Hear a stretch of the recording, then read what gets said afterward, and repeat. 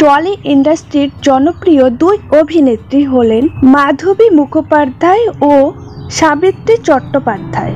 উত্তম সুচিত্রা তো হিট, এর পাশাপাশি উত্তম সাবিত্রী, উত্তম মাধবীও হিট।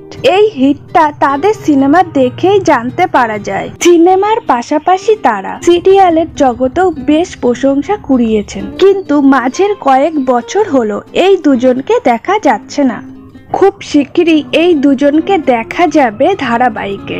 জি বাংলা ও স্টার জলসা এই দুই চ্যানেলে ধারাবাহিকের জনপ্রিয়তা বেশি। দর্শকরা টিভির পর্দায় বসে অধীর আগ্রহী হয়ে দেখে, আর তাই ধারাবাহিককে সুন্দরভাবে উপস্থাপন করার জন্য প্রয়োজন ভালো কাহিনীর। নির্মাতারা সেটার উপরই জোর দেন, কিন্তু কাহিনী ভালো হলেও টিআরপি তালিকায় তাদের দেখা যায় না, আর তাই শেষ হতে থাকে ধারাবাহিক। কিভাবে ধারাবাহিককে টিকিয়ে রাখা সম্ভব, তারই জন্য বেশ ভালো ভালো অভিনেতা নেত্রীদের নির্বাচন করে নতুন ধারাবাহিক তৈরি করা হয়।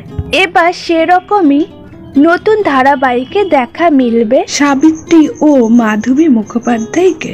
দুই বন্ধু একই সাথে কাজ করতে পেরে বেশ খুশি। নীলা গঙ্গোপাধ্যায়ের লেখা মানেই সেই ধারাবাহিকটি আসবে স্টার জলসায়। ধারাবাহিকের নাম জানা যায়নি, তবে ধারাবাহিকের নায়ক হিসাবে দেখা যাবে সুপ্রিয়া দেবীর নাতি শন ব্যানার্জি, আর নায়িকা হিসাবে দেখা যাবে গাঁটছড়া ধারাবাহিকের বনি অভিনেত্রী অনুষ্কা গোস্বামীকে। এখানে দেখা যাবে দুটি নায়িকাকে। দেখা মিলতে পারে অভিনেত্রী সোনামণি সাহাকে। এখনো অফিসিয়ালি ভাবে কিছু জানানো যায়নি। প্রধান নায়ক নায়িকা কে হবে সেটা